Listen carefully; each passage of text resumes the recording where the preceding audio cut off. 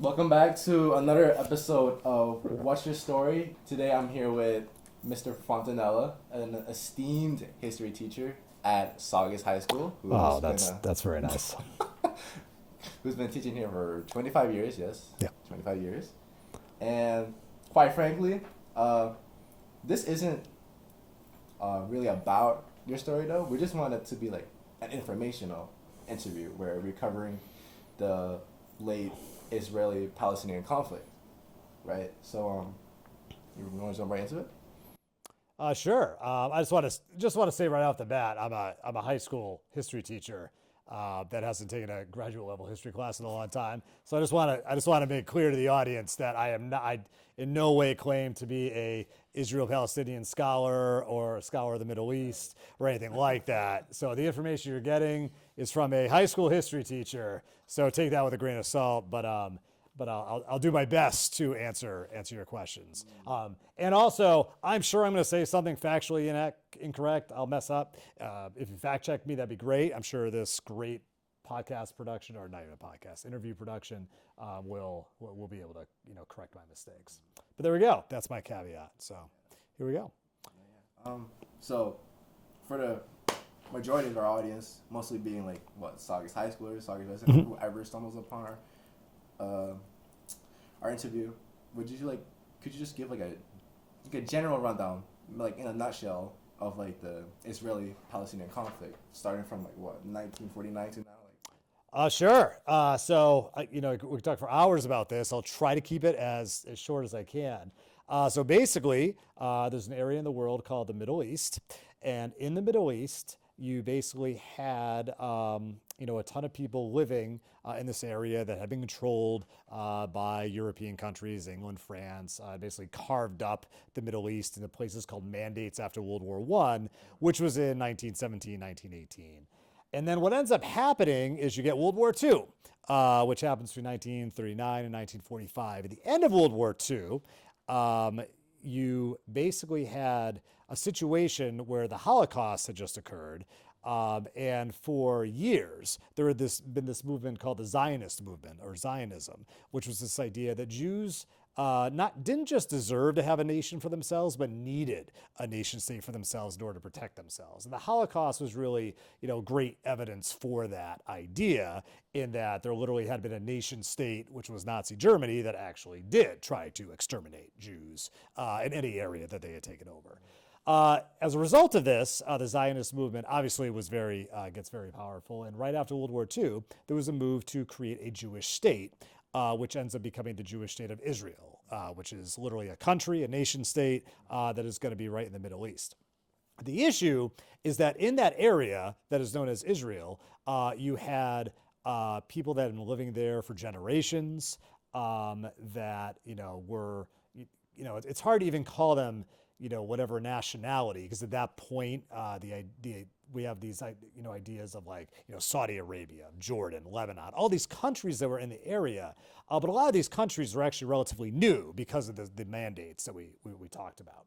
But basically what happens is right after World War II, the United Nations, which also is a brand new invention, right? The UN just gets created. The United Nations passes a resolution approving that Israel be formed as a Jewish state, a Jewish country within the Middle East, and a country known as Palestine would also be created. So it was the idea that you would take all this land that had a ton of Jewish settlers living on it, a ton of what we call Palestinian settlers living on it, and basically say, we're going to carve this into two and basically have Israel and Palestine. So that's what the United Nations decided to do. Immediately after that resolution, every single Arab country that surrounded Israel attacked Israel at the same time, because they had no interest in having a Jewish state in the middle of this area for many reasons that I don't necessarily, there's religious reasons, there's a lot of reasons. They all attack at the same time. And basically Israel considers this a war of survival, that this is almost like the second Holocaust, right? That the Arab countries are going to try to wipe Israel off the map. Israel wins this war. They successfully defend themselves. As a result of that, you had a ton of Palestinians who did not consider themselves to be Jews or Jewish settlers. They were primarily Muslim. There were some Christians, but primarily they were Islamic. And they were very uncomfortable because what happened is Israel was able to defend themselves. They basically were able to occupy or take over some of this land that was going to be in this place called Palestine, but that idea was destroyed once every single Arab country invaded Israel at the same time. So what ends up happening is you have a lot of Palestinians that decided to leave this country of Israel because they were very worried that there would be tensions. Obviously, tensions would be very high in a time of conflict. So a lot of them would leave. So some of them went to Egypt, some of them went to Jordan, some of them went to Lebanon. But in the end, this leaving is often referred to as the Nakba in Palestinian history. And Nakba means catastrophe in English. And it was seen as a catastrophe because you had all these people that literally had to leave the land that they had been on for, in some cases, hundreds of years. And they saw it as a catastrophe that they had to leave. In terms of how they left, there's a lot of debate over how much the Israeli government was pushing people off their land. From all the research I've looked at, it seems that most left willingly, but they left out of fear. Like they left because they were very uncomfortable with what was going to happen after, the war had ended. So what ends up happening is you had Israel that was there, and you had this very tense situation for the next, 20 years. There was another war called the 6-Day War when I believe it was Egypt. You can fact check me, but I think it was Egypt attacks Israel, and Israel wins in pretty dramatic fashion, and they end up taking what's known as the Sinai Peninsula, which is like part of Egypt, and then they end up at that point taking what's now known as the Gaza Strip, and then you have an area called the West Bank. So basically, a little more land is being taken by Israel during this war. So what now is happening in Gaza, right? That really Gaza becomes occupied by Israel during this war, which I believe was in 1967, sometime in the late 60s, right? Then in the early 70s, you had another war called the Yom Kippur War, where Syria and possibly Egypt, I'm not sure, attack Israel again. And it was a lightning attack, surprise attack. Israel did not know it was happening. Very similar to what happened recently, actually. There's a lot of some comparisons between what happened just now on October 7th and the Yom Kippur War. And that was a very scary moment for Israel because that was it was not like the 6-Day War. This was a real surprise, attack that looked successful initially, but then Israel ends up winning the war. But again, it causes more tension, between Israel, other Arab countries, Middle Eastern countries. So at this point in the 70s, you start to get some movement by Israel and by certain countries that they want to deal with this crisis. They want to deal with the situation. They want to come up with a way that Israel and Palestinians can coexist without violence. So what ends up happening is you get some peace agreements between Israel and Egypt that happens in the late 70s. And then you start to get a lot of different peace negotiations trying to come up with a way to maybe create a Palestinian state, like an actual country that Palestinians could live in that would be part of this area that Israel now controls. The one issue is that the Palestinians have never had a state. They've never had a country. So when you're negotiating with another side, you got to figure out who you're talking to, right? Like if you're going to negotiate, to get more, power for the class of whatever, 2023, you can negotiate with me, but I have or whatever, 24, you're right, 24. But I have no power, so you can negotiate with me all you want. But in the end, there has to be some authority that has, legitimacy, like in this case, the superintendent, right, or the principal. So what ends up happening is you get a group called the PLO, Palestinian Liberation Organization, which, look at the name, Palestinian Liberation, the idea of we are going to liberate the Palestinians, create a nation state. But what ends up happening is the there's this group called Hamas, which you've probably heard about in the news recently. There's this group called Hamas, which is a radical Islamist organization that if you read their platform, their charter has a lot of like, pretty radical things in it. Hamas ends up winning elections in the Gaza Strip. So what ends up happening is Gaza, since the early 2000s, has been run by Hamas, where the West Bank, which is an area that is inhabited by Palestinians, is run by the PLO. And to this day, you still have that same issue going on. So, and yeah, since 2006, you've had some issues, some conflicts, but in the end, that's held firm. And then October 7th happened, which is definitely going to throw that out of whack. So, exactly what was it? Like, why did October 7th happen? Okay. The Hamas attack on Israel. And, like, how has that, like, because we see it all over the news, and I wonder, like, how has that affected the international community? Yeah. So, and again, a lot of this is my opinion, and, take this, take all of this with a grain of salt. I think that Hamas launched a massive, unprecedented attack upon Israel. And I think the reason why Hamas did it was because recently there have been many Middle Eastern countries that have been willing to negotiate with Israel and actually talk about a military alliance with Israel, because a lot of these countries really don't like Iran. They really are scared of Iran. And so countries like Saudi Arabia, Qatar, they actually want to work with Israel much more than in the past. Where in the past, those countries were very hostile to Israel. They've been much more friendly with Israel. And under the Trump administration, there were these things called the Abraham Accords, where they actually signed some preliminary, agreements. So I think Hamas looked at this and said, oh my gosh, like we don't have support anymore. Like we are losing support. All these countries that would support us might be signing an agreement with Israel. So people ask why it happened. I think Hamas might have done this really just to get this back in the news. I think Hamas wanted to be like, look, we're still here. Palestinians are still here. You can't throw the Palestinians away. We need, to get this settled. So I think that, that might have been a short-term reason why Hamas did it, why they launched this attack.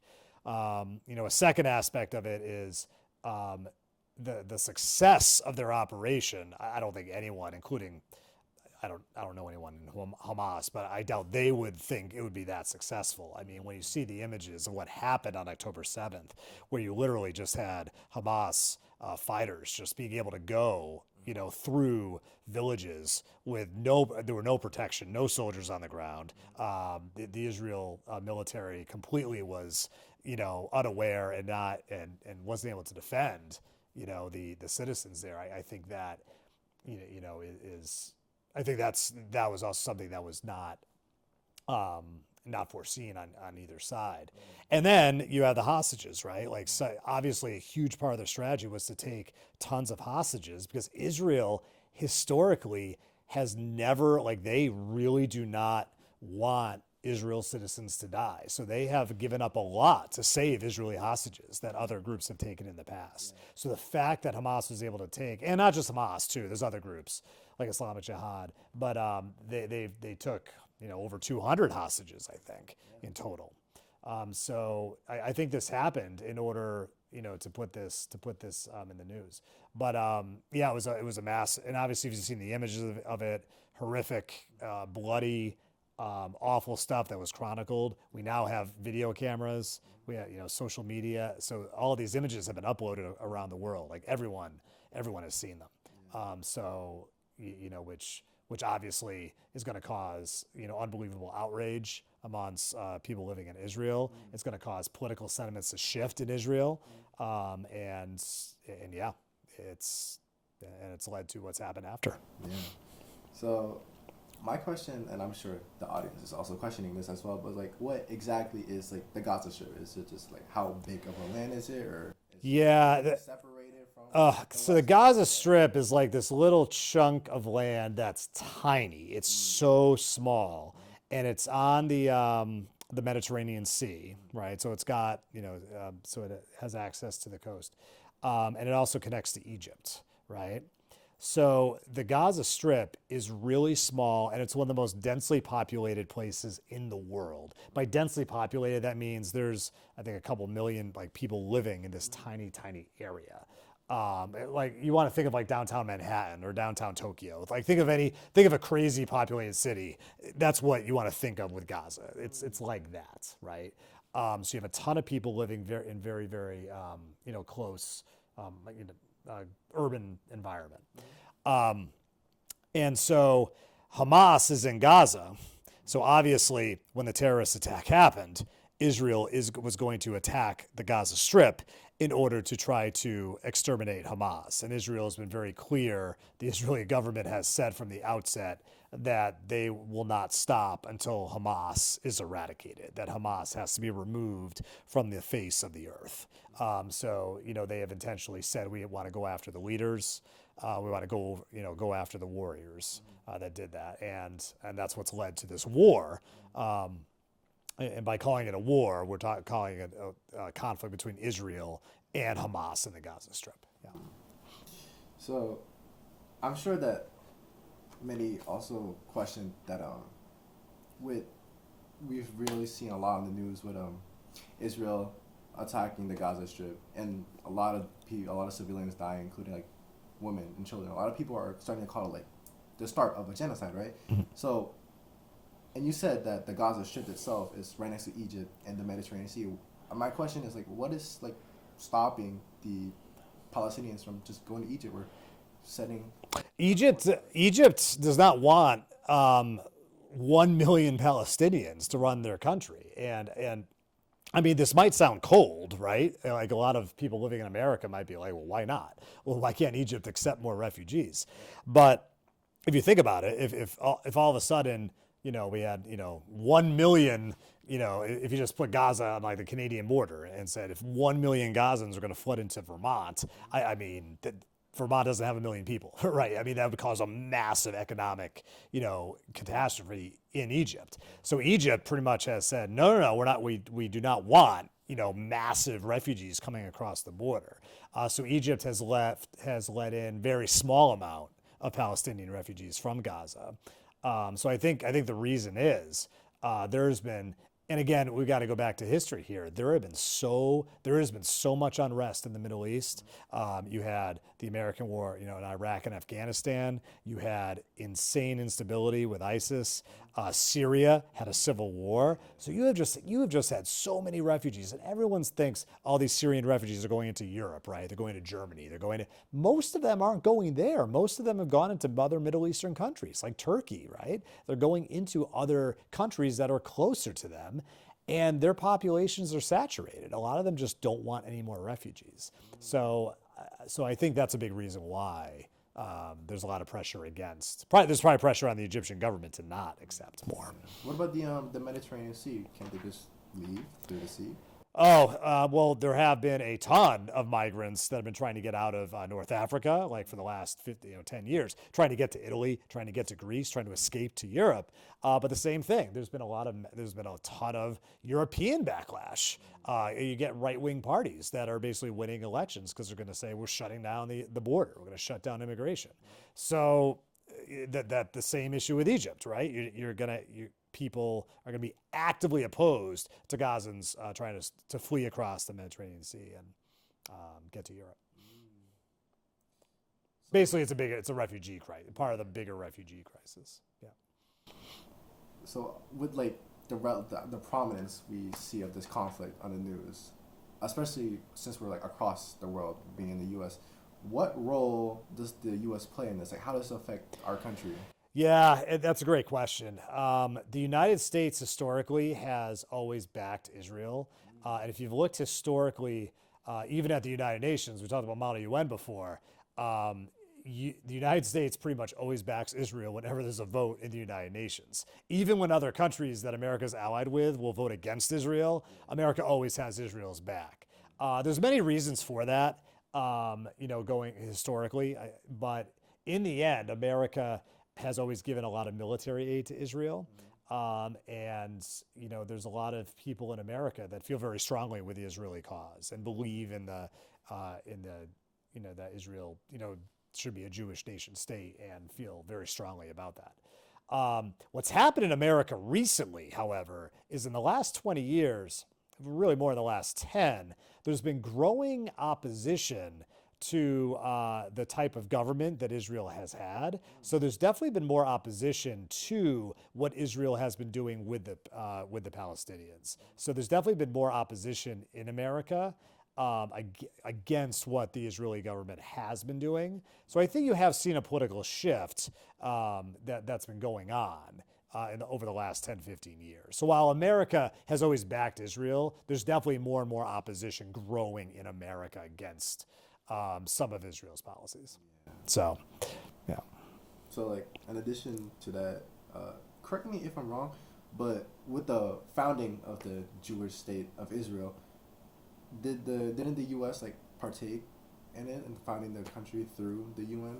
Yeah. So America was definitely. I mean, I don't want to get like conspiracy theory here. It's not even a conspiracy, but America definitely was involved with the United Nations resolution, right? I think America was heavily involved with this happening. It wasn't like America was just like, it wasn't like, other countries randomly came up with this resolution. America was definitely helping drive this. So yeah, they definitely were supporting that from the outset. Yeah. So that's the question. Is that like at all like linked to the widespread of like protests and boycotts we see in the news at all? Like, why are we seeing so many like protests in like college campuses and like boycotting like McDonald's or Starbucks? Yeah, it's been really interesting. So in college campuses around the world, the way that the Israel-Palestinian conflict has been framed is, and I actually have a graphic novel that I've taught actually in my AP World class called Palestine, which partially expressed this point of view, is it really has looked at how Palestinians are living in the Gaza Strip and how Palestinians' lives are in the West Bank, which are areas that Israel controls. And a lot of this coverage definitely ends up being pro-Palestinian instead of being pro-Israel, because it really shows the economic conditions that Gazans are living in, and conditions that people that they're in the West Bank, Palestinians are living in. So I think that in the last 10, 15 years, I think there's just been a growing realization that a lot of the lives of Palestinians they're so much poorer than the average Israeli citizen. So it's almost like you got two separate countries that are, even though they're so close, like in physical space, it's a completely different economic life for Palestinians versus Israeli citizens, especially if you're in Gaza or in the West Bank. And I think what's happened is in college campuses, I think that's been taught way more. I think that emphasis has happened. I also think that there's also been, after George Floyd, there's been a huge uptick in racial justice movements. And I think one thing that struck me, I listened to this, was that a lot of Palestinians actually identify with certain Black African-American civil rights leaders because they see themselves as a group that is being oppressed by another group. So kind of like Black Americans back in the 60s or the 50s being oppressed by white people or even a white government, right? And after George Floyd, I think you started to see everywhere, right? There were protests against police brutality. You saw, cities across America had these huge protests. I think that the Israel-Palestinian conflict kind of got linked in with that, where if you're pro-Palestinian, I could see you identify with the George Floyd protests. I think there's kind of a thematic connection there where it's like, oh, we're being oppressed by this, outside force to get more rights. So I think that also might have increased the level maybe of Palestinian support in college campuses. One thing that you cannot ignore is that if you just take age, right? Like if you just go, let's say anyone under the age of 40 versus anyone over the age of 40, you're going to have a dramatic difference in viewpoint over how you see even what's going on now. Like I could show you the same images to like a 60-year-old and a 20-year-old. You're going to get a different response. And I think part of it is that, it's just how how we've experienced like the last 10 years differently.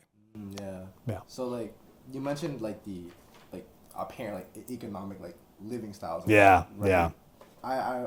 I see often that people like throw around calling it like apartheid, similar to like South Africa, and also just like the actual condition of Gaza as like an open air prison. Like what exactly does that like mean? So basically, if you were living in Gaza in the 1980s, right? So like 40 years ago, you could get a work permit. You could you could cross into Israel. You could get a job and actually have a pretty decent life. Like you wouldn't. I'm not saying it'd be equal, like not equal economic rights as Israel, but you'd have a relatively good life. Once Hamas took over in the democratic election, once Hamas was elected, Israel just put a ton of restrictions on. It made it so hard for Gazans, Palestinians in Gaza to be able to work in Israel. So economic opportunities just really dried up. So if you look at Palestinians' life in Gaza since the election, because Israel was scared that you had a group that literally is calling for its extinction. Israel, of course, is going to put tons of borders and walls, and they're going to block. They're not going to trust, Gazans coming across because they're going to be worrying about terrorism. What ends up happening is that's going to really hurt the economic prospects in Gaza. So I think that the economic conditions have gone down since like 2006, and I think that obviously is going to cause a lot of outrage and more anger, and counterintuitively will actually probably strengthen Hamas's support, right? Because they're saying, look what Israel's doing to us. So yeah, I think that the economic prospects have gotten worse in Gaza. Yeah. Yeah. So obviously you can see that like this conflict is like pretty prominent, and that the U.S. is like quite involved with it, right? Mm-hmm. So I'm sure that the lingering question that the great majority of our audience has is like on like a local scale or like state or town, Saugus, right? How does this affect us? Like, why should we care? Why should we like take note of the boycotts, protests, like Islamophobia, anti-Semitism? Like, why is this relevant to us? Well, it's relevant to us in a lot of ways. First of all, in terms of like if you're the government, right? Like not like you and me on the ground living, in Wakefield or Saugus. Like if you're, like working in the White House, you're worried that this thing is going to become a major war, right? Like you're thinking about, Iran, what Iran's going to do. You're worried about all these countries in the Middle East.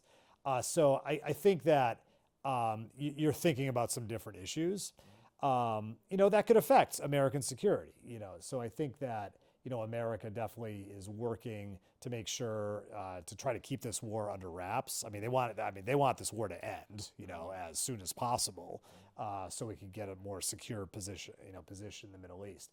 In terms of how it affects us, and you see all these like horrible things that are going on, across America.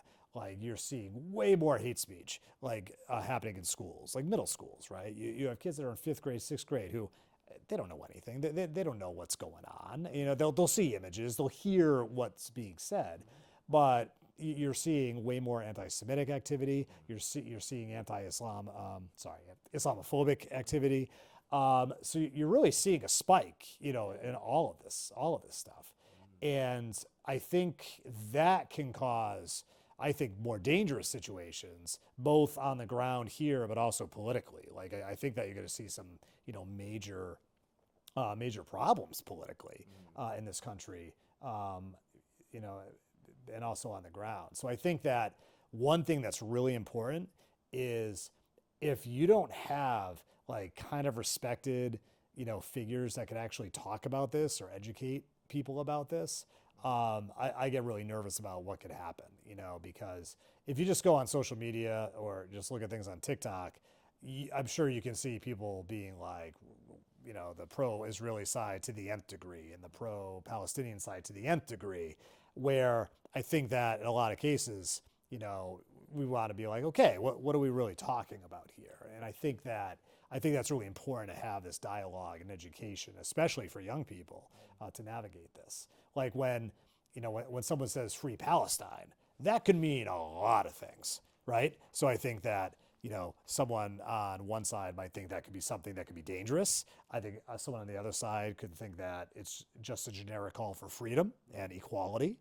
And so I think it's really important to talk about, what these, what these mean, and be able, and also to be able to have empathy. Like if I come in with a slogan and I'm protesting, and then you come to me and say, that makes me feel uncomfortable. My reaction shouldn't be, well, I don't care. Like, this is more important than you're feeling. Yeah. It should be like, well, I care about this. I care about this message. So I'm going to say it, but I want to know why it makes you uncomfortable. Like, that's the kind of thing we should be cultivating. Whereas I'm not just saying you should give up protesting. Like, obviously in American history, protests are important. Like Boston Tea Party was a protest or whatever, right? Civil rights. But I think that it's really important that conversation happen instead of just people screaming at each other without the dialogue. And that's really hard.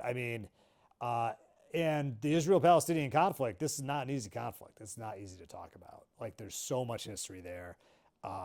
There's so much complexity to it that if you just throw simple slogans out, simple messages out, it can be, it needs a little more depth conversation. Yeah, so I'm also seeing like a lot of like the dialogue on the news lately of like, as a prospective student who, is applying to college soon, I've been seeing a lot about like Harvard president or Japan president, MIT president, with their congressional hearings. Could you speak upon that, just out of pure curiosity? So basically in case you don't know what happened was a senator basically asked, I don't know the exact words off the top of my head, but basically asked all three of them, do you consider calls for the genocide of Jews on your college campus, does that violate your policy? And they responded along the lines of, well, it depends if it goes into action, it depends if it is personal harassment, where I think if you're if you're just thinking common sense, we have free speech in this country, right? Okay. But the free speech is not absolute. I cannot call, if I call for the mass murder of whatever nationality of Americans, that, if I'm calling for that, that could be seen as helping to provoke violence. And we have free speech, but there's definitely limits on what you can say if it's proven that what I can say is like meant if I'm trying to start violence, right? So I think when you're a college, when you're a private college, not even a public college like Harvard, MIT, I think that most people in America saw that and said, wait a minute, like how can you not? If someone says that all Jews should be exterminated, you probably I think 95% of Americans will be like, yeah, that's against our policy. that's against our code of code of ethics. You know what I mean? Yeah.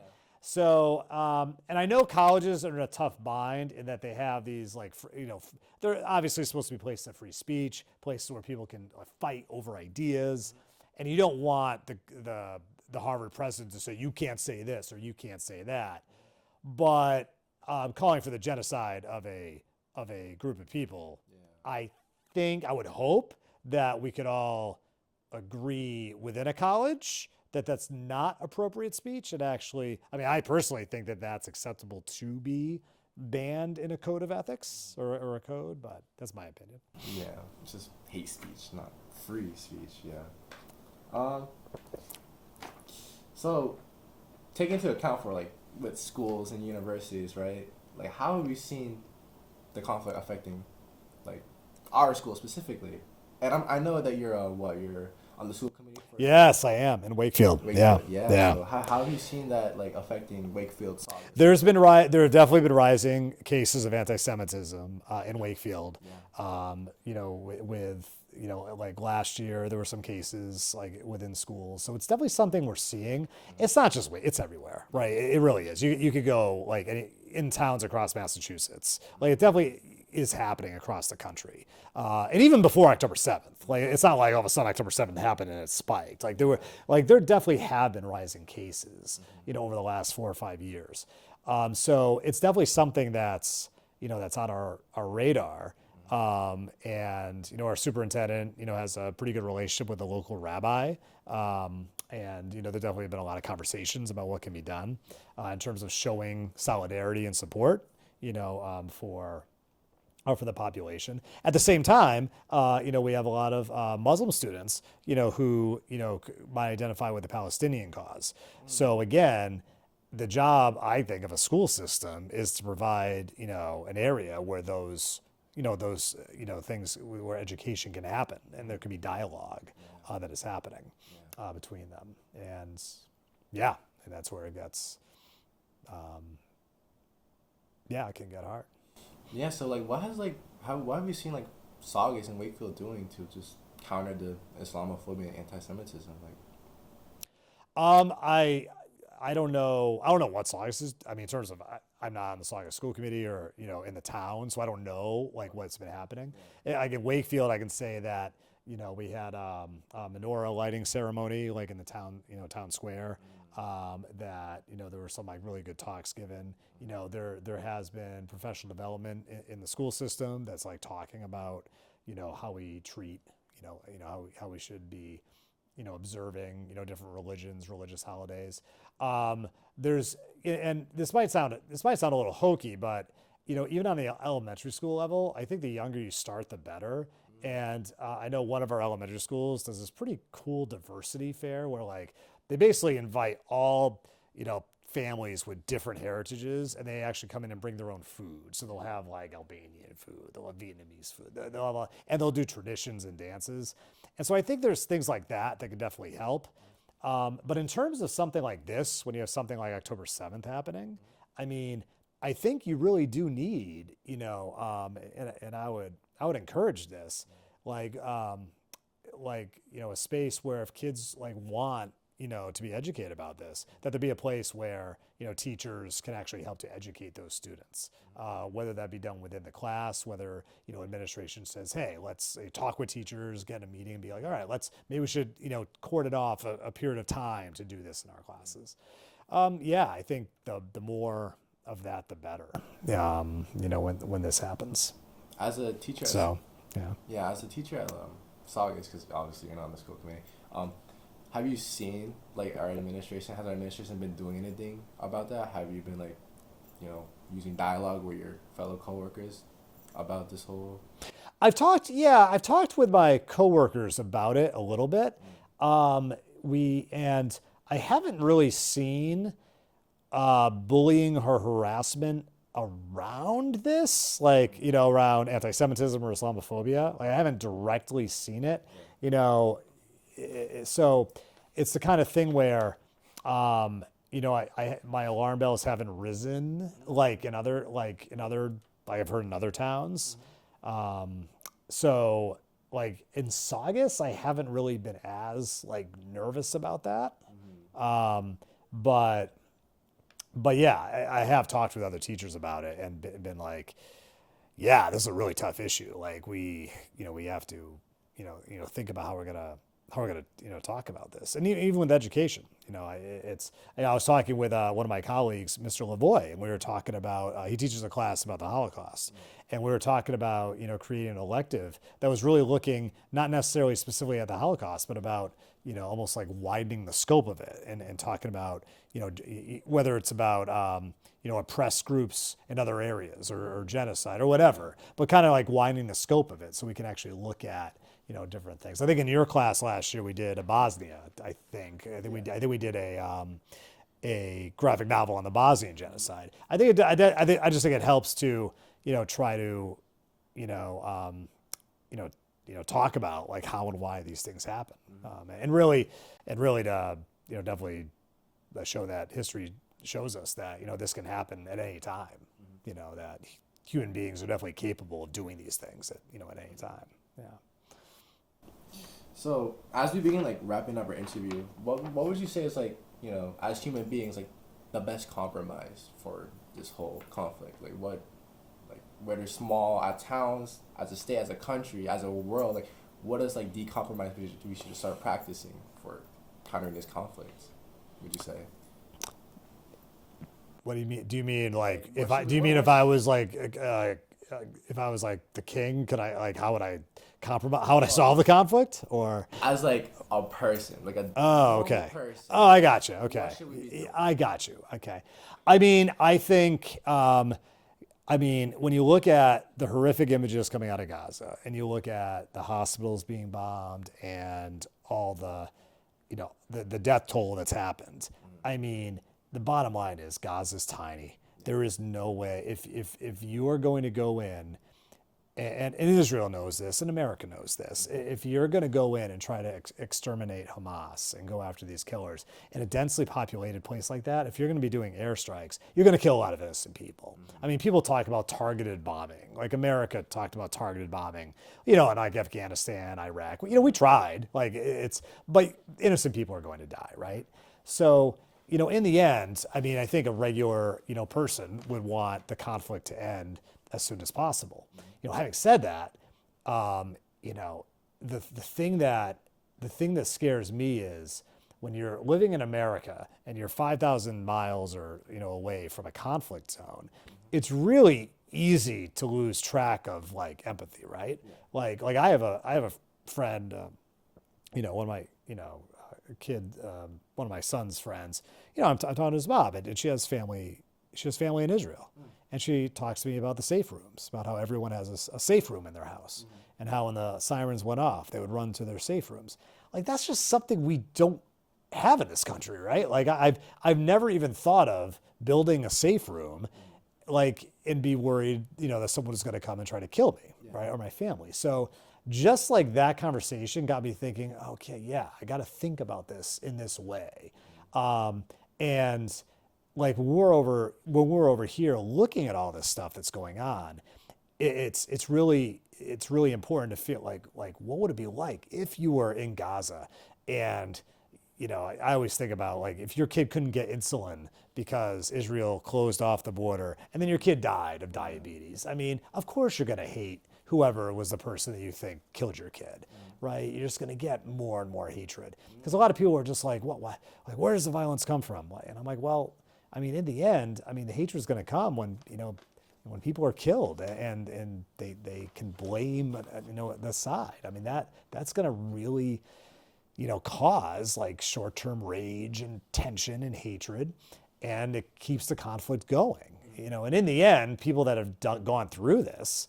People that are older say, that sounds so hokey, but like the answer to violence is not more violence. Because in the end, violence, it's just a cycle that keeps going, and it just ends up leading to more and more and more and more death. So the regular citizen, I guess the compromise would be, we got to stop the conflict. Like, let's just stop it. But having said that, Hamas has over 100 hostages still. I think it was great when they made the ceasefire temporarily and they got hostages out. But Hamas still has 100 hostages. And I would love a deal that, they got the hostages, freed. I think that, that's something. There's other, policy things I would agree with.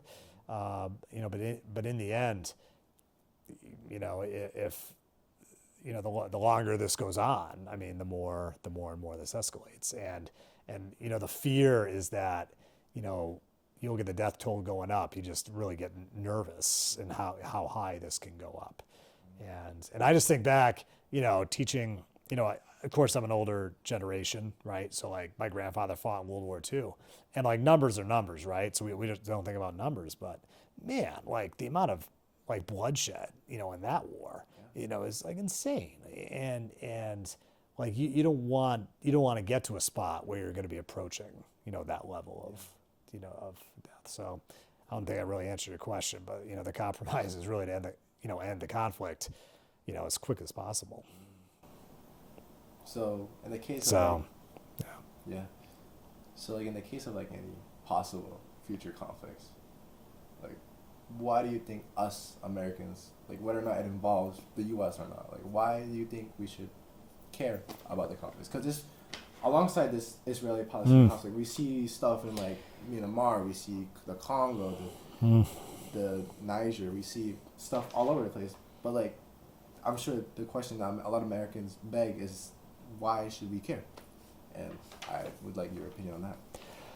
I mean, I would basically say that when you look at these areas that you have mass violence, like whether it's the Sudan, whether it's like Myanmar that happened years ago, in the end, a lot of this happens, when you get unstable, political environments, and you end up getting this tribal violence. So the question is, like, what can America do to help solve that? Like, and the thing that really hurt us is that after 9/11, America went into Iraq to get Saddam Hussein, and we tried to create this nation state that would create peace and create stability, and it ended up just causing more and more and more violence. So the problem is America doesn't necessarily have the best track record in doing that, like trying to create a safe environment to increase stability.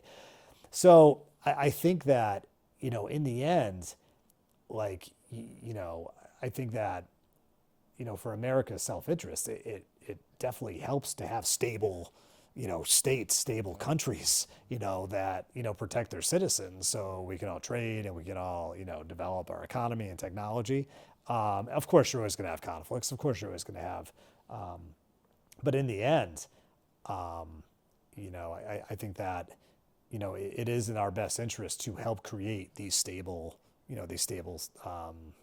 governments that can actually help protect their citizens. Because I think in the end, that'll help reduce the refugee population. It'll help reduce poverty around the world. So in the end, I think it'll save money and time and energy down the road. So, but yeah, that question is above my pay grade, because that's there's people that are way more knowledgeable than me on that front. But yeah. So what would you say is like the underlying message? Like, what can we learn as people from this? I think we can learn that that history is there's a line, if you go to Auschwitz, the concentration camp, it says, there's a quote that says, history is doomed to repeat itself if you don't learn it, right? That it's going to repeat it. And I think that I've always had an issue with that quote, and I think history never really repeats itself. But the part of it that I agree with is that I don't think you're magically, going to wave a magic wand and like solve global conflict, right? I mean, and I think what October 7th, showed us is that, there was no way Israel had any expectation that was going to happen. There was no way any of us had any expectation that was going to happen, and it happened. And I think that it's really important to learn, not just in the Middle East, but everywhere, that, you've got these tensions and these conflicts, that have like these historic roots. And I think that's really important to be aware of them, so, we can act to try to, prevent something like this,